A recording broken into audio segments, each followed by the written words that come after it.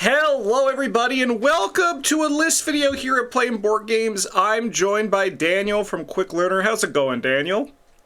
Pretty good. I'm thrilled to be talking with you today because you're wearing your Goofy t-shirt I and am I wearing I am I wearing my love the Goofy. t-shirt. I saw your message in the Discord saying Justin doesn't wear the Goofy shirt, so I put a notification on my phone to wear my Goofy shirt on Wednesday because I knew we would be recording. So yeah. Thank you.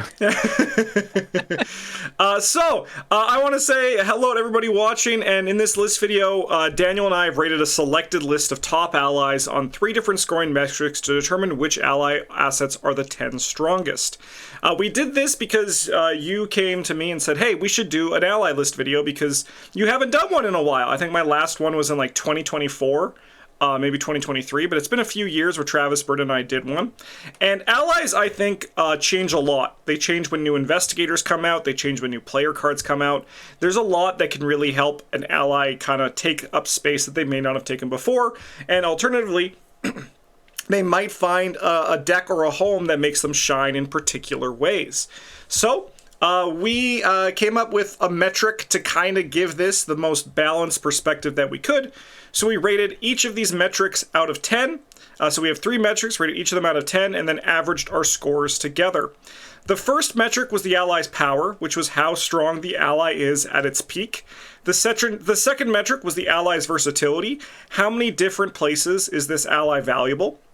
And then the third metric was the ally's impact, which covered how the cost of the ally compared to its impact on the game when played. So they'll dive into these just a little bit more because I think kind of giving some like better detail. Strong of the ally is kind of what we generally view as the best case scenario when the ally is really functioning and kicking butt. Not like the time where you play it, it's around for one turn and then it dies to a treachery, right? I don't think soak is the only thing that defines an ally's power, right? Because in that case, you could say this ally's weak. It doesn't soak that much, but it's not really like, I think, the use case for power. Versatility is how many homes the deck can be played in. If the deck can only be played in like one archetype or one deck, I think generally that brings down the power level of the ally a little bit because I think that a more ubiquitous ally, like say for example Dr. Milan Christopher, he gets his power because he's kind of played everywhere. And the last one, the ally's impact, is the hardest thing to kind of grok on just reading this. But look at it like this. What's the cost of the ally? And what's the experience cost of the ally? How does the first number compare to that is kind of like where this metric came in for my scoring. It's also why certain level 0 allies I viewed very positively because their ask for their cost is much lower compared to some like, say for example, 3 or 5 experience allies.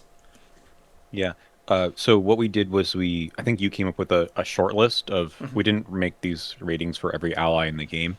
And then we whittled it down by all of our ratings here. And just sort of talking about this ally's impact score here, you didn't really include too many non-unique allies. Like very few of them made the short list, in fact.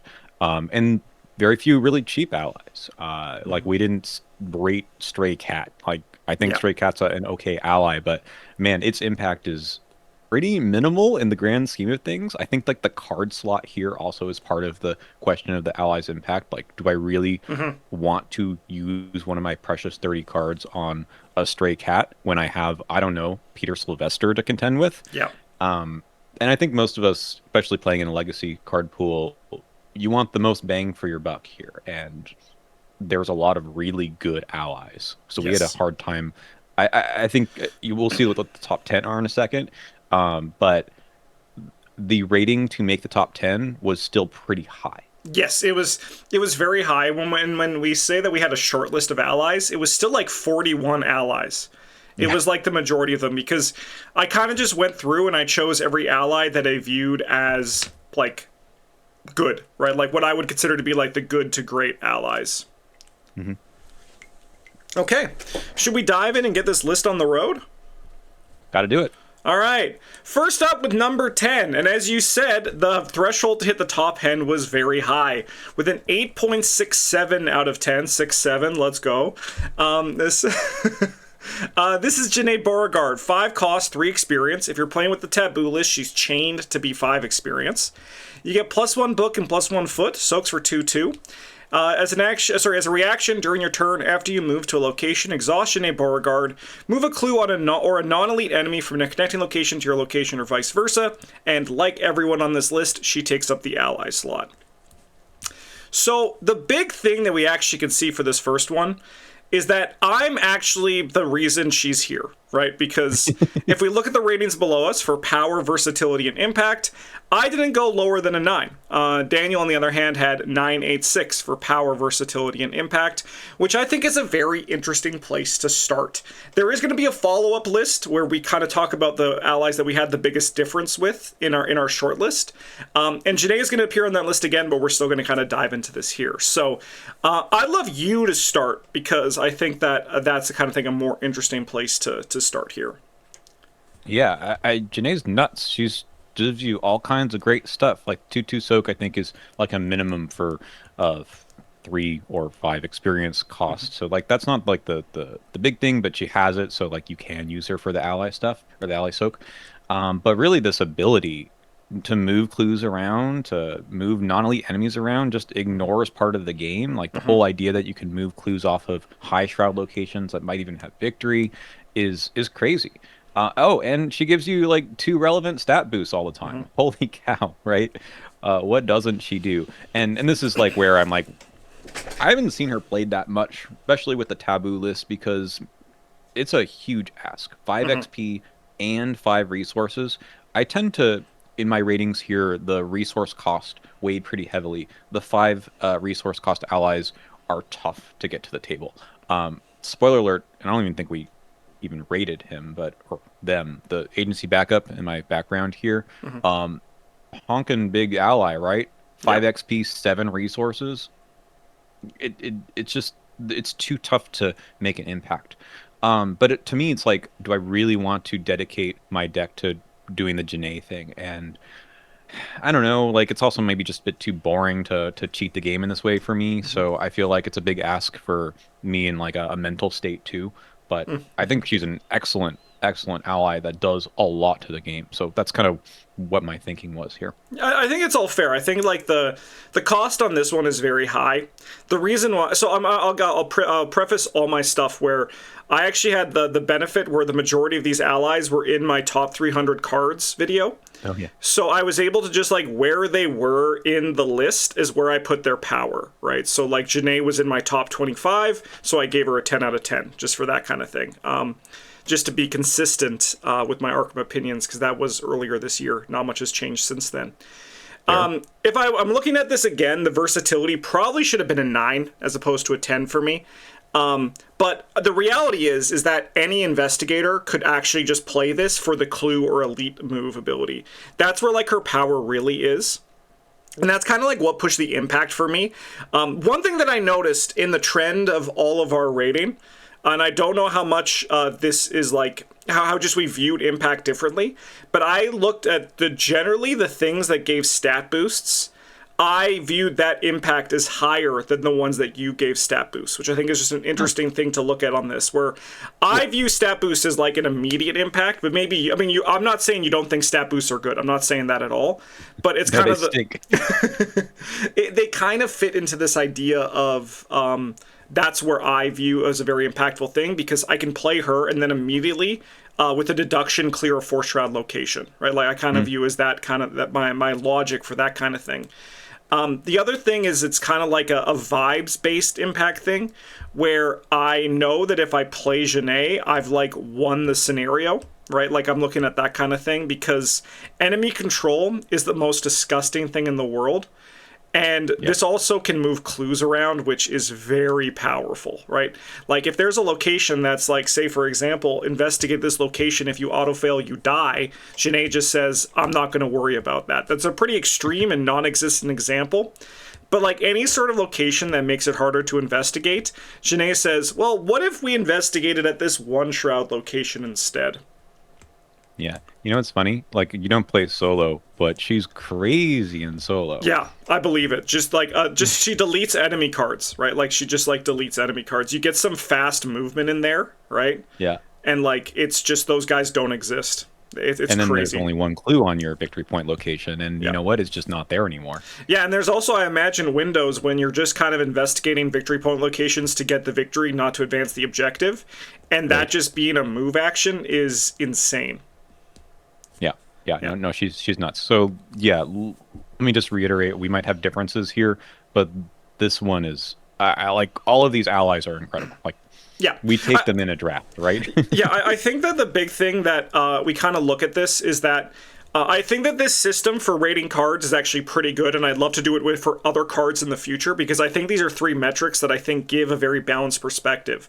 I don't think that, even though Daniel and I have this difference in how we rate it, I actually don't disagree with Daniel's three ratings here, and that's why I think it gives a pretty fair and as scientific balance as we can to our results, because I agree Genet is in the top 10, and I think that realistically 8.67 might be an accurate rating for the tabooed version of her, right? And I think that Mhm. it's really cool to see that in action.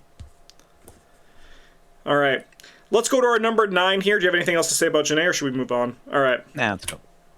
Peter Sylvester, 3 cost, 2 experience, 1 meat soak, 3 horror soak, but really it's a lot more. You get +1 foot, +1 brain. As a reaction after your turn ends, heal 1 horror from Peter Sylvester.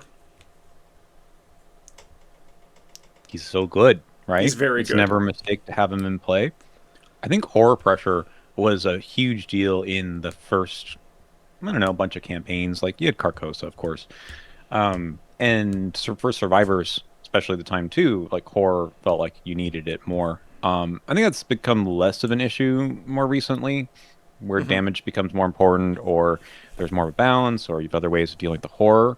But then you have the stat boost for 2 XP. Oh my God, they put 2 on a single ally at 2 XP. That's crazy. Yeah.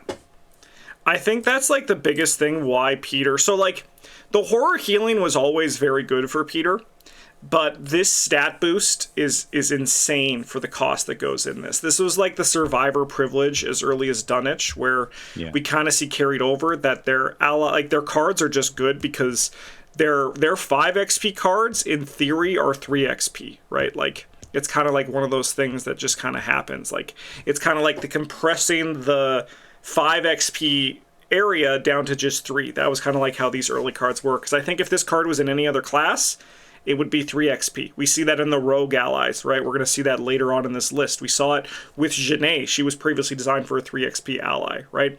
But Survivor gets kind of compressed by that. The impact for me for this guy being lower, slightly lower than Genet, comes down to the fact that this guy actually doesn't really do anything. He just kind of keeps you alive, but he does Yeah. something very similar to other survivor allies, like for example Granny Ord, where he actually allows you to just change up your play pattern, right? You're allowed to be more aggressive, you're allowed to take attacks of opportunity because odds are you'll be able to survive. And I think that's where like the real power for Peter Sylvester comes in. The survivability is nice, but I think the big thing that it does is that survivability allows you as a player to play differently, and that anytime you're able to play differently, a different game than what Arkham is asking, you're more likely to come out ahead because of that. I really like this guy for a lot of other investigators too, outside of Survivor, who can take him because there's just so much that Survivor, as you said, gets this privilege. Where Jessica Hyde, who didn't quite make the top 10 here either, is kind of a more rebalanced version of this. I think probably a Peter that was printed maybe later would have been 1 XP, but maybe 1 stat. Maybe comes in with the horror already. There's a lot of things that just seem a bit overtuned compared to the other ones. But, Agnes Baker really, really likes Peter, right? Because now it gets the willpower boost of the level 0, the extra horror soak. Like this can tank a dark memory for a turn or two. It's incredible. But like even Charlie Kane, there's no exhaust here, right? So you Yep. get to use his the willpower icon for Charlie, but also get everything else as a benefit. And there's some Yep. kind of fun, cheeky things you can do with the after your turn ends trigger here. Like there's a Voice of the Jungle treachery from TFA that makes you take horror if you didn't explore at Yep. the end of your turn. But that's a forced effect. It happens before the reaction effect, so you can just always plunk a horror onto this guy, and it's no big deal, which Yes. is pretty relevant, I think. Yeah, just basically eliminating like a treachery and like also like some weaknesses that just deal horror. The kind of the value of those change because of that, which I think is pretty impressive for Mr. Peter Sylvester. Yeah, guy's great. And I think that both Jessica, I actually was pulling up the list. That's why you vanished for a second. So Daniel will be back. Don't worry, Daniel will be back in Avengers Endgame. No. I wanted to just pull up this list because I think it's some good context to give. Because we're not going to be talking about either Alexi or Jessica, but they both notably rated lower. They actually both rated a 7.5 on our ratings, which is very interesting to kind of just say there. But where are you? There you are. I'm back. It's very interesting to actually kind of look at that, right? Because I think that they are still very good allies. Like a 7.5 out of 10 is a good rating for a card. But we both consistently viewed them as lower. And I think it's because, one, Jessica is a balanced version. She only gets one stat boost. Alexi doesn't give a stat boost. He gives more soak. But soak doesn't actually do anything on its own, right? So Peter being able to help you both offensively and defensively because of the foot and brain, depending on the investigator you're bringing, adds to his versatility as well, which I think is really exciting. I think the funny part is Lexi feels really good in, Daniela, and anyone who like needs the soak to be the infinite soak that it is. Mm-hmm. But everyone can make use of Peter because you're getting so much out of it. The horror and the stat boosts. Yes, yeah, 100%. All right, Peter. Congratulations, you made the top 10. Let's see who is number 8. It's Leo DeLuca level 0 with an 8.67. So these last three have all had the 8.67 rating. So they're all kind of in like the top 10, 9, 8 together, but we put them in this order. You gave him an 8.10.8. I gave him an 8.9.9. So we were very similar on this one. Mm-hmm. Extra actions is good. You get kind of like the impact for him immediately. Generally, what you want with that additional action is to play a resource card so you get some of your resources back because this guy is very expensive. And you don't want him to die. You don't want him to die without getting like probably 3 or 4 turns out of him because then like it's kind of just null. But that's where we're kind of looking at just like the general power of the investigator. I'm going to throw this to you to kind of talk your little Leo spiel, but I think what's interesting to talk about from my perspective of why this guy is not a 10 compared to the others, because I think this is the first one where a lot of new players see a Leo DeLuca that powerful, but I don't want to get there yet before I let you do your little spiel. Yeah. Also, we didn't rate the level 1 version, who I think part of the nice part of level 0 Leo is that he fits into a lot of decks, right? Yep. At level 0, you have a lot of options for who you want to play him in. Even, someone who gets Splash, right, at level 0. Like, I don't know, a George Barnaby could run him. I'm not sure that you need to do that, but you certainly could. Mm-hmm. So while his cost is huge, the impact, I think, is also huge, provided he sticks around for long enough, just because that extra action to do whatever you want works in whatever deck you're playing, right? That's what I think is so cool, that maybe he is in Preston Fairmont just a way to take your money. Maybe he's a way of, in, I don't know, some other investigator of just getting that extra move. Maybe in some other investigator, he's some way of getting extra clues. So he basically does whatever your deck does, but better.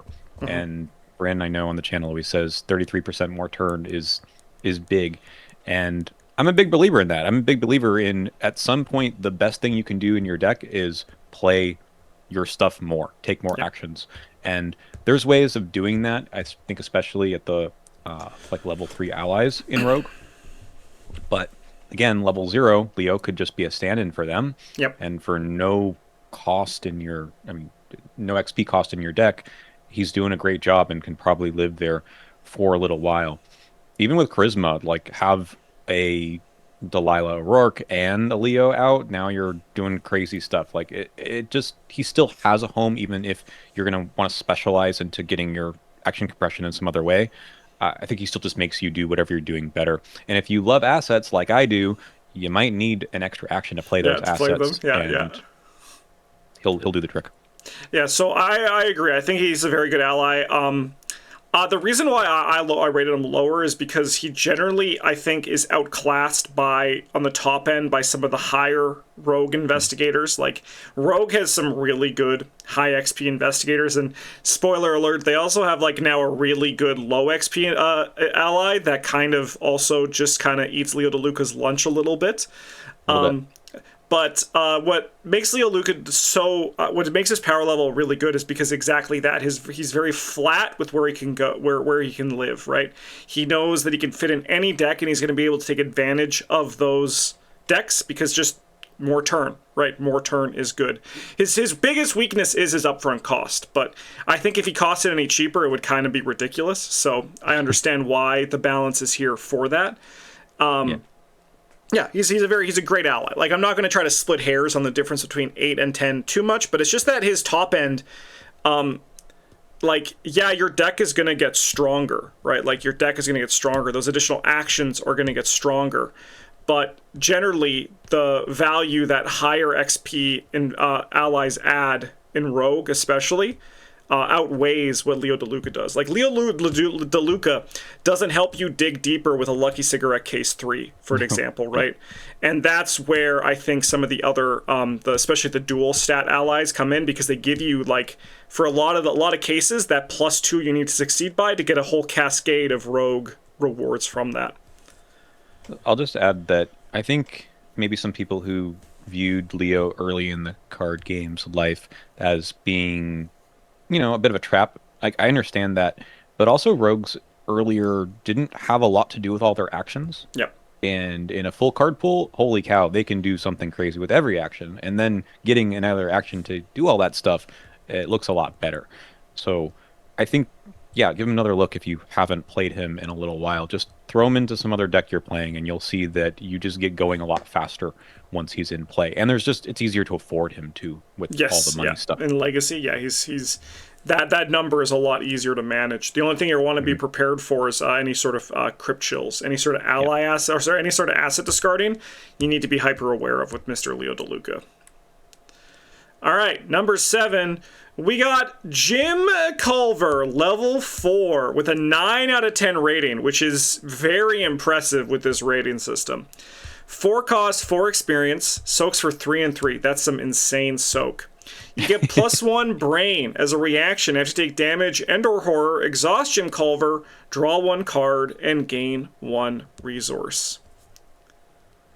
It's the complete package, right? You get your stat boost, the one that you care about. You get your economy, and you have a whole lot of soak. Like, what else do I want this ally to do? Yeah, no, that's what it kind of just is, right? What else could this guy do except for maybe cost 3 experience and be 3 cost and just keep all the other numbers the same, right? Yeah, like, he is just, like, incredibly powerful. I don't want to talk too much about this guy because he might be coming up again later on this list. So we're going to kind of hold some stuff here. But I will say he's lower on my versatility and impact, mostly just due to the 4/4 cost. And a big part of that is that the Mystic pool is very XP hungry. So he's going to end up not necessarily being a priority upgrade as much because the level 0 version is also really damn good. And it's kind of like that weird thing where we see where in some cases a lower level version of a card is just generally stronger than the high level version. Yeah, I mostly agree. But I have played this card and just jumped the level 4 version somewhat early, just because it helps me get all those other cards and afford them, and it feels like I'm doing a lot. I don't think that, I don't know. So, like, the first scenario of a lot of campaigns is going to give you anywhere between 6 and 8, maybe more if you're doing really well. And I'm not sure he's the first upgrade you do, and that may be, why he doesn't rocket himself back up the list a little bit more. But I would do it pretty early. Like, I think this is still like the first 15 XP, because it's just maybe you don't run into other allies. You don't need to. Like, I've heard people say that you could even just run Arcane Initiate at level 0 because you're getting the card draw and it's so cheap, and then upgrade into this guy. I don't know if I agree with that, but I sort of see the point that this is I don't know, it's a high impact card for me. Like now we've just solved this part of the game, and the rest of my deck can do all the other stuff I'm supposed to do, like get clues and deal damage.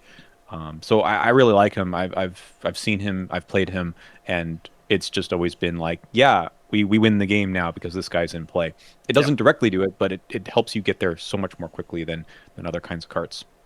Yeah, a big reason why I agree with you that I think he's still pretty early on, but I think that like Jim Culver's, it's very interesting because this guy's relatively new, so we might be having some honeymoon phase with this guy. I don't think so. His effect is his card text is insane, but Offering Bowl is kind of like Jim Culver level 4 with Jim Culver level 0. Like Yeah. the pool around him is insane. And I also like I don't personally subscribe to the theory of like just put an Arcane Initiate 0 to be Jim Culver 0 because Jim Culver 0 is we're gonna be talking about him. He's good. Yeah. These are like insane cards for the Mystic class. And like they're going to be played for a very long time, and I mean I'm happy it's my boy Jim Culver. I think that was a fun True. decision from the dev team to do this, and I'm very excited to see what other investigators show up as allies down the road because I imagine there's going to be more. Yeah. Let's talk more about him later, but because Yeah. I have some more comments too. But yeah. Yeah. All right, number 6, we got Lola Santiago, my goat. 3 cost, 3 experience. You get +1 book and +1 foot. As a lightning bolt exhauster and spend X resources, discover 1 clue at your location. X is the shroud value of your location, soaks for 2 and 2, with a 9.17 out of 10. Daniel gave it a 10.98 for power, versatility, and impact. I gave it 10.810. There's the big reason for the lower versatility for me is because unlike Janae, who gives a similar stat boost, the ability is less ubiquitous than Janae's ability. I think the ability is very powerful. It combos very well with everything else Rogue wants to be doing. If you have foot, you're gonna have a battle. You're gonna like Lola Santiago is a good investigator. Sorry, a good ally for your investigator. If you have book, Lola Santiago is going to be a good ally for your investigator. If you care about book and foot and adding them together, you literally cannot do better than her. If you're playing any sort of shroud reduction, Lola Santiago is very good. If you're like using Lucky Cigarette Case, if you're hoping to succeed by any certain number, Lola Santiago is very, very, very good. Again, the impact for the 10 out of 10 for me was due to the fact that I play her and it basically is going to then immediately make everything else around it better. If I don't have my Lucky Cigarette Case in play, I can just now start as still advancing the game because again, I can play her on turn 1 and I can clear out like 3 shroud locations at no problem now on standard difficulty without any sort of extra resources, which I can then use those resources to try to draw into the things that combo around her as well, which is pretty powerful. The fact that she can exhaust and, this can be during any player window, so you can essentially do this during someone else's turn if you need to do like an explore in TFA and you need to get the clues off before you do the explore. Well, you can maybe spend some bucks and get rid of the clue on someone else's turn. That's really nice. Everything's just upside here. If you have extra money to burn, right? Might as well spend it on a clue because clues tend to win the game, right? Yep. I think she's just super versatile in the sense that what rogue doesn't have some part of this card be beneficial, right? Yep. Whether it's the money, the book, or the foot. I don't know, like Tony probably isn't super interested, or Michael McGlenn maybe. Like even though they can both make a lot of money, and Yeah, I was about to probably say like they probably would be able to do. It's probably not the best thing, but like you put a Lola in a Tony or a Michael deck, and odds are you're probably gonna start getting like a flex's worth of clues as the main fighter, which is now that you say it, kind of ridiculous. exactly. Yeah. Where everyone else is just an easier include, but yeah, the rogue part where you just spend money. I mean, yeah, I think the shroud reduction stuff is cute, but isn't it shouldn't block you from playing this card in all the other decks too. Yep. 100%. Lola's great. Yeah. I think she's been on like every one of my top 3 ally videos, so she's stellar. Yeah. I mean, every time you play Trish, right? I I think have to. If I play Finn, it you has to have be Lola. Like I can't to. actually talk myself out of it. Yeah. It's like it's one of those things where like I've even like brought like a Trish deck to a campaign, being like I'm gonna try something new, and I did this crazy combo that I've never done before, and then I'm like, I guess I should get Lola. Like she's just gonna make all of this better, right? Like she is just like that flat power level.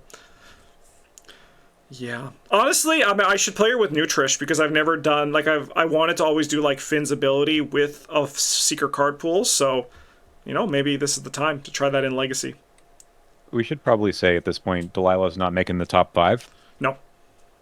She's also very good, but the Yeah. difference between the evasion part to make the resources do 2 damage versus just here, spend money, get a clue, I think is huge. I love Delilah. She's an incredible Yes. ally, but Yeah, here I I can. think Delilah is just tuned that much more up. Delilah got an 8.17, so still a very high rating. Like, still very high. I think another Hmm. thing is the fact that clues are still just king over damage all the time. Like, we look at Yeah. the example of just even a recent set of cards from the Miguel deck, Lie in Wait versus Glassing. I'm now convinced that glassing is a problem. It's cracked. But like Lie in Wait is still a good effect, but its clues just beat damage all the time in Arkham.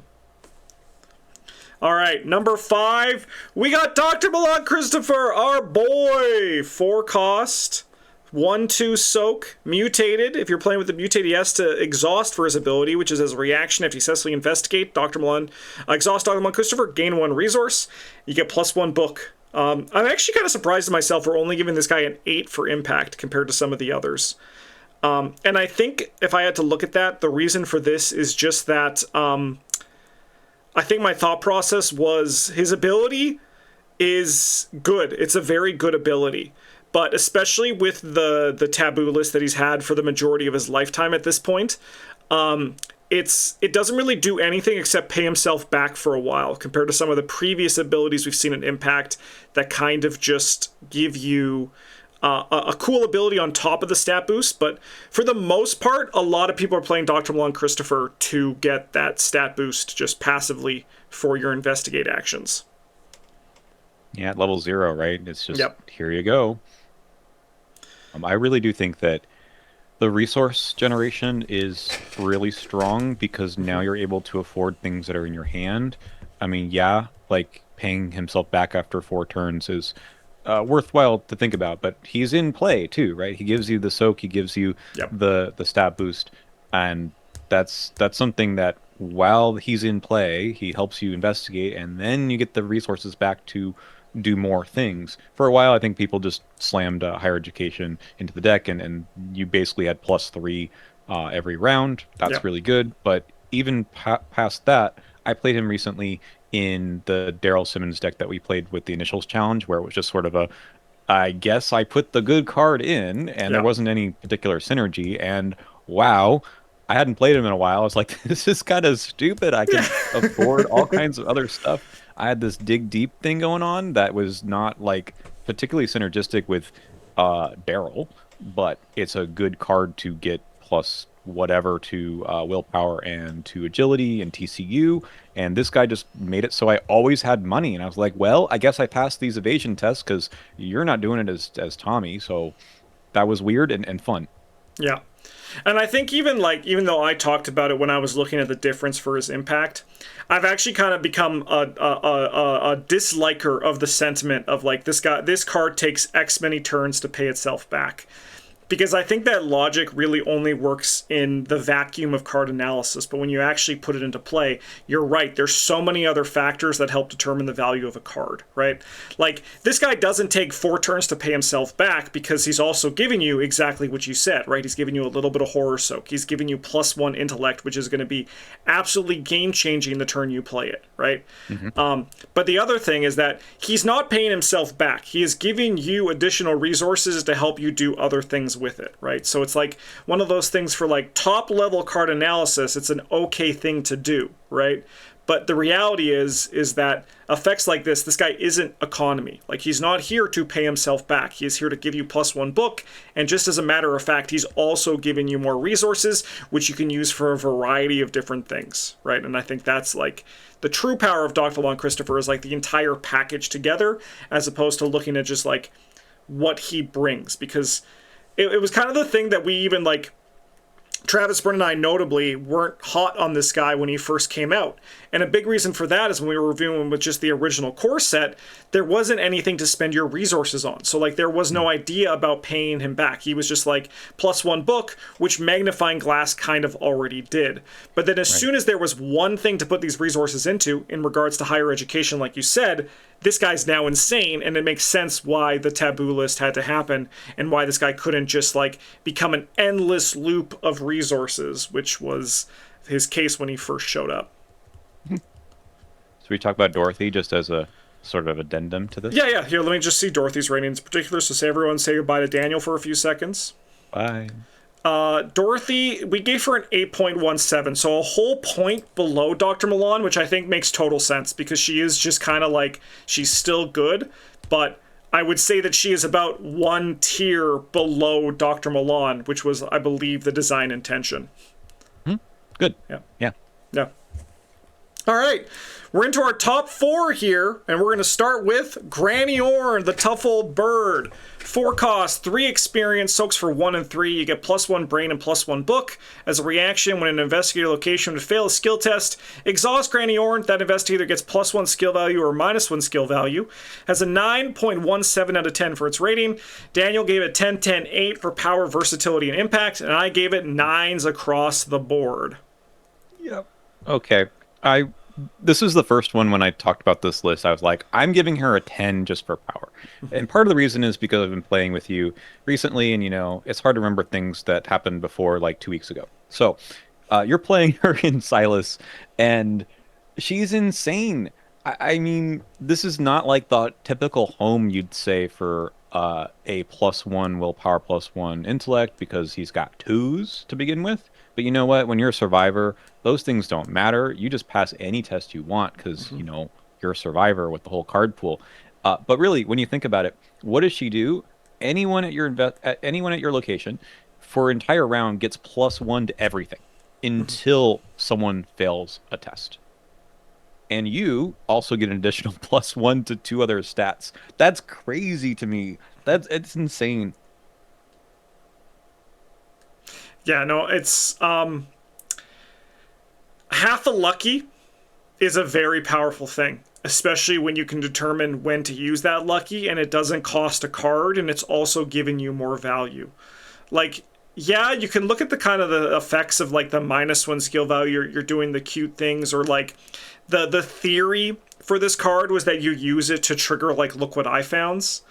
But the real ability of this Granny Orn is just that you have that half a lucky, so the +1 skill value when you would fail, sitting around all the time. Because, I mean, you've seen the change of how we can play when she's not in play versus when she is in play with in this Silas and Carson run, right? Like, it changes how you as a player can make decisions, what tests you go for, what you commit, because you have this safety net kind of just sitting there. And by the time the safety net goes away, it's going to be back for the next Mythos phase. It's going to be back for the next turn, right? She like comes back immediately. Like, I think of this card, if they wanted to properly balance it, it would require some sort of uses for her ability, right? Because she is very powerful. And again, we're seeing that survivor benefit. This is not a 3 XP card.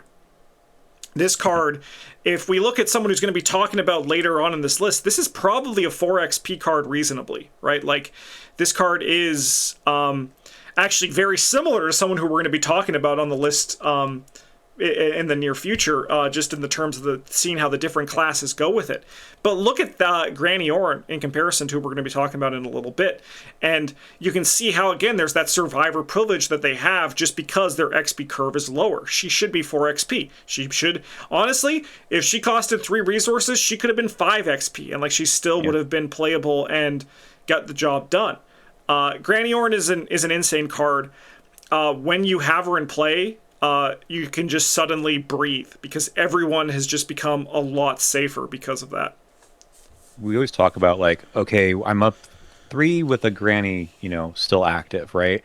Mhm. And I mean, it just makes you play so differently, Mhm. and that wins you a lot of games because you are not using up your resources to beat tokens that you just have another way of dealing with. And don't forget that she stacks with her stuff too, right? Yeah. So you can use your luckies, your timely interventions, your pocket multi-tool if you have the same kind of thing going on there. Yeah. And now you've just take tests maybe even and say, we'll get there.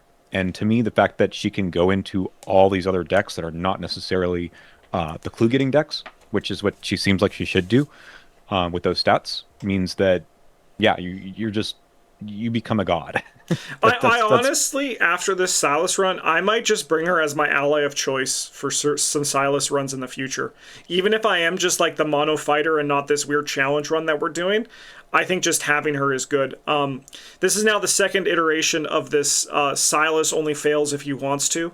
I did it first in Innsmouth where I was like, and it's the same thing here. Travis was like, Justin will only fail a test if he wants to, and I think that aptly describes what's also happening with this Silas deck. Not to spoil things, but it's like that same sort of thing, right? Like you get the power to choose when you fail is insane. Like that is something that should not happen to the efficiency that it does, and Granny Orn is a very big piece of that puzzle. yep. All And three right. soak is also nice, Yeah, but that's yeah, 1-3 soak. Yeah. Let's go to our top three here, which is exciting. The top three allies, starting with Jim Culver, level 0.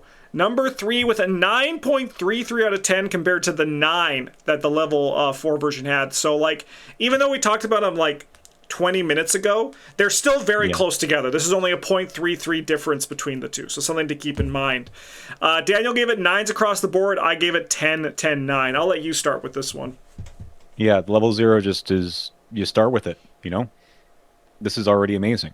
Yeah. What I didn't talk about before, which I would rather talk about now, is the fact that you're doing this already as a mystic. You are playing Warrior Protection. You are playing Mm-hmm. your Offering Bowl. You're playing the Blood Curse card, the Soul Link. All these things in Chapter 2 and, in Legacy care about taking damage or horror. And that just means an extra card. So that's kind of what you want in card games.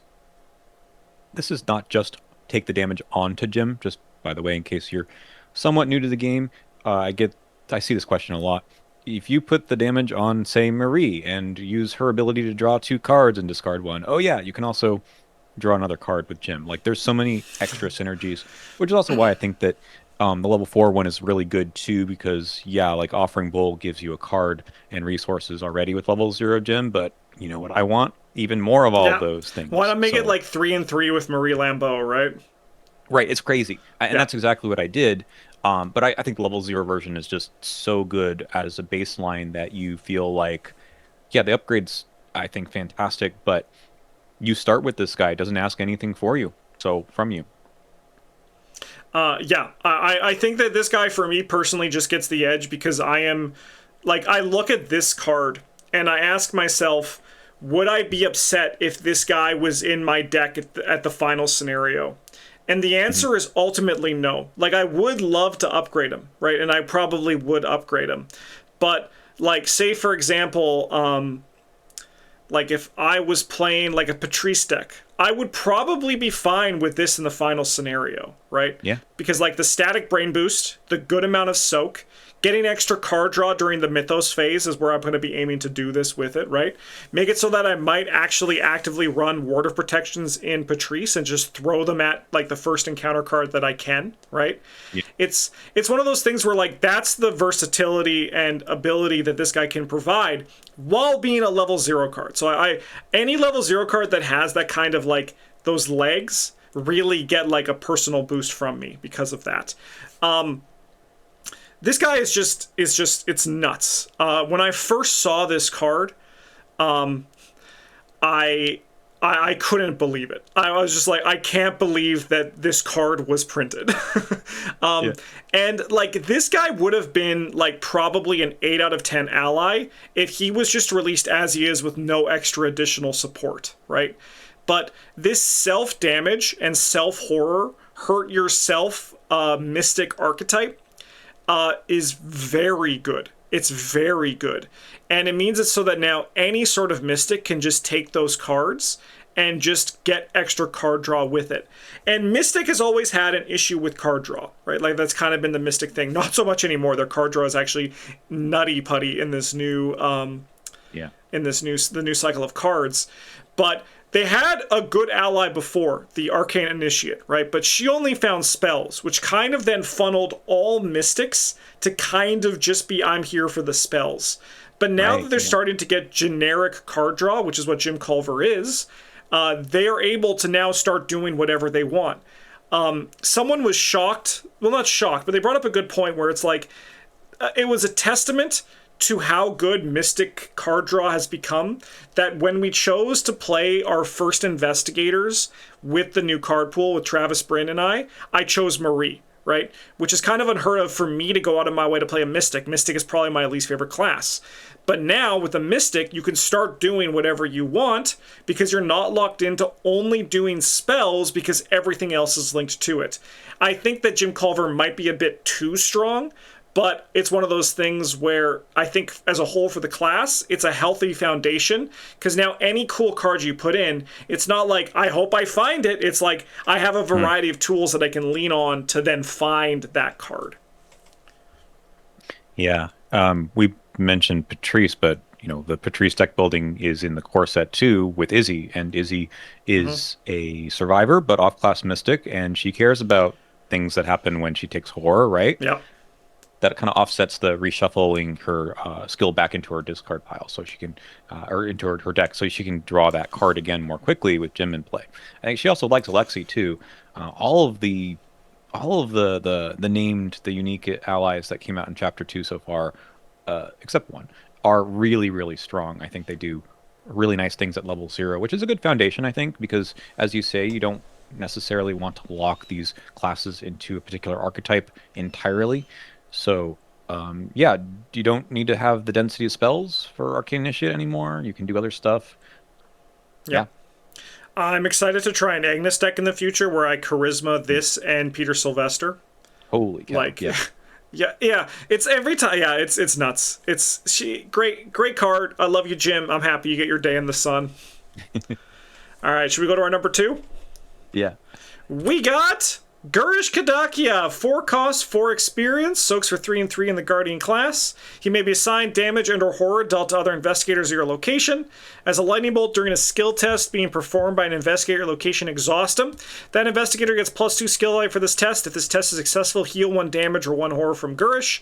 We actually each gave this one a 9 and 9 out of 10 for power, versatility, and impact, and he has a 9.33 out of 10 for his average rating between the two of us.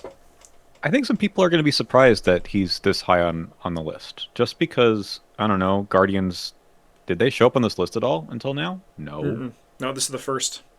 But the guy is really good. He costs a lot. XP, the resources. But once he gets onto the table, again, I value the team support a lot right now. Maybe it's because I'm playing Carson with you, but it just feels like everyone can breathe a little bit easier. And this is +2 to anything. We've talked positively about Police Dog before, level 1 version on this channel, and this is that, but the soak and the healing part, and it's just good. It's really good, and it's any skill test, not just investigations or attacks. So, Yep. There's also good synergies in the Guardian card pool to ready this guy and use him again. Carolyn Fern, Vincent Lee can take him. I think basically, even though there's, I think, some Guardians that are like, I don't benefit from this in any particular special way, like, I don't know, Zoe or something. It's still really good in that deck, right? +2, and having a place to put the attack damage that you often take as a Guardian and heal it off is just really going to do a lot for you and the whole team. Yeah. And you are right, it is 4 cost, 4 experience, but actually look how we both put a 10 for the impact, which Yeah. implies that this guy is worth this cost, right? Like you and I both agree on that. It is very expensive, but it is a very, very powerful card when it's in play. It kind of changes the course of the game. Very similar, this is the card I was talking about with Granny Orn, where you can see actually the downside of the Guardian class because they're fair, right? Because he has to use his before the test, like before the token is pulled. So it's just like generally less useful, but it still is like unexpected courages, 1 a turn is a very powerful effect. Being able to heal damage or horror means that the likelihood of someone dying when he's in play drops like probably like 25 minimum percentage points once this guy comes into play, right? Like, and that's very powerful for 1 card, right? Like, he's not flashy. He doesn't like break the game, but he just provides that Guardian consistency, which is, I think, often overlooked for what that consistency is. And while we don't have a Guardian, like this is our first Guardian ally in the top 10, the majority of our Guardian allies were, I think, like on average rated higher because they're all just like flat good, right? Like Beat Cop 2, Logan Hastings, right? Field Agent, right? Mm-hmm. It's one of those things that the Guardian weakness is that they're fair, and Gurish Kadakia is a very fair card, but he's a very powerful card even with all that trying to work against him compared to some of the other allies on this list. Vibes only. He just feels really good to play. Yep, 100%. And I think that helps with the impact. It is that. It's just like you put him into play and everyone else. It's like everyone breathes a sigh of relief. You're 100% with that. It's just like, let's go. Gurish is here. He's great. All right. Number 1. Drum roll, please. If you've been keeping up to date with all the Arkham discourse, you probably know who our number 1 is going to be. And that is Olivier Bishop, the Howdy Art Collector, 4 cost, soaks for 2 and 1. You get +1 foot. As a lightning bolt during your turn, exhaust him, move to a connecting location. 9.67 out of 10, which we each gave him a 10, a 9, and a 10 for power, versatility, and impact, which is very impressive. Like a 9.67 is almost a perfect rating. Right? Mm-hmm. The only way it could have been higher without being a 10 is if one of us gave it 3 10s across the board, which I don't think any ally got from either of us, because they would have been on the list if they did. Yeah. Okay. It's kind of worth, after all these like powerful allies that we saw doing a lot for you, to explain why this guy is so powerful, because there's not much text here really, right? But there's like 2 parts to the card. One is the foot boost, right? You get +1, which we've never seen before, level 0 rogue. And it's important to remember that the other cards in the rogue card pool want this badly, right? I actually just want to interrupt you for 1 second just on this point before you get too much deeper. But yeah, because rogues have wanted this for a while. When this guy was spoiled, Bryn, I remember him coming into my basement, we were recording, and he said, "Did you see rogues finally got a level 0 foot ally?" And he's fucking cracked. Like, like it was like rogues are waiting for this. Bryn is a big rogue player. They wanted this. All right, I'll throw it back to you. Yeah, so I mean, there's lots of cards that care about exactly that. So whether it's in Chapter 2 where you've got the Hammerless, you've got Thieves Kit, even when you get to your lockpicks, like this is all relevant stuff. There are a lot of events that care about adding or using foot in general.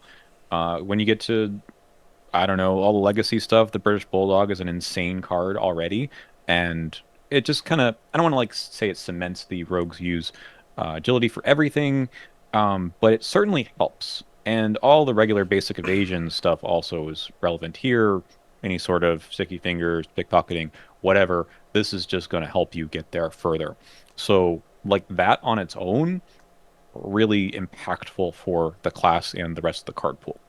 Then there's this free triggered ability during your turn, exhaust him, move to connecting location.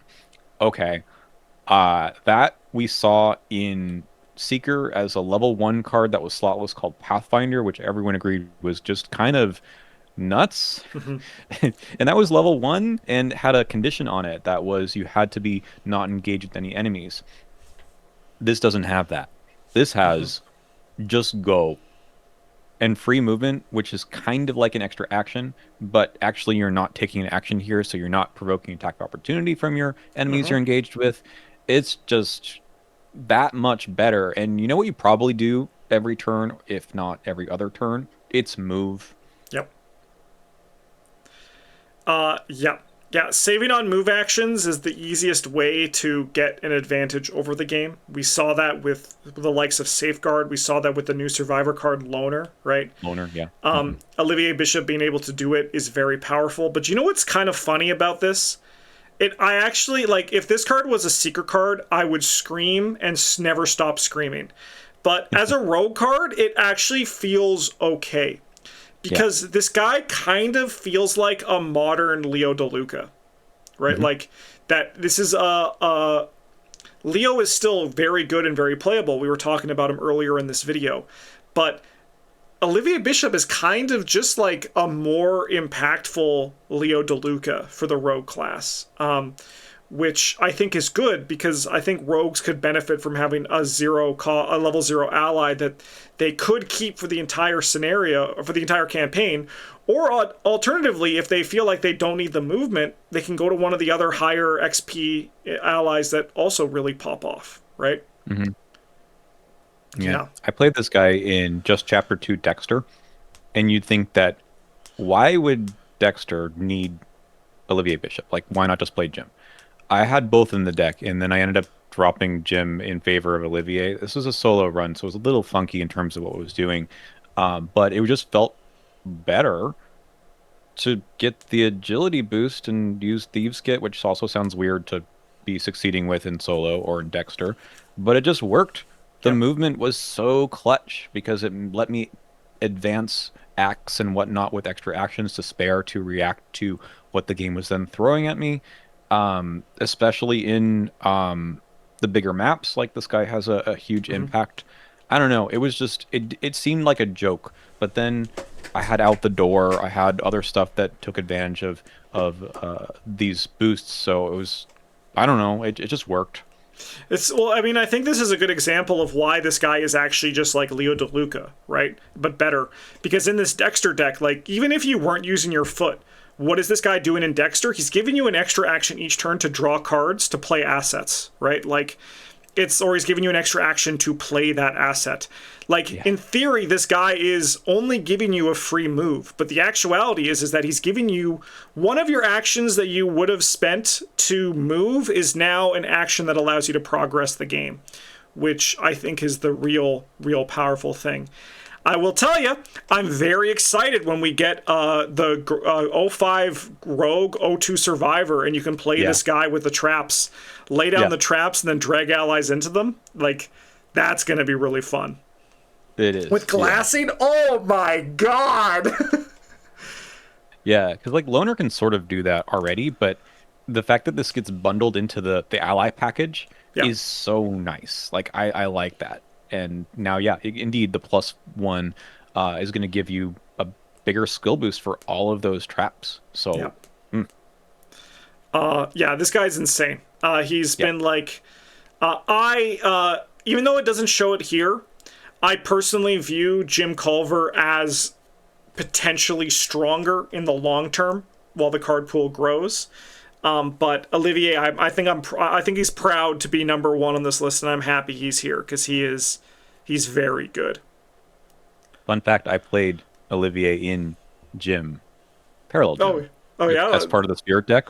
that And it was seems just kind of really good. funny. That seems It really was. good. Yeah, It just was like really being able silly. I was like, to move for free for like 3 rounds. That's really good.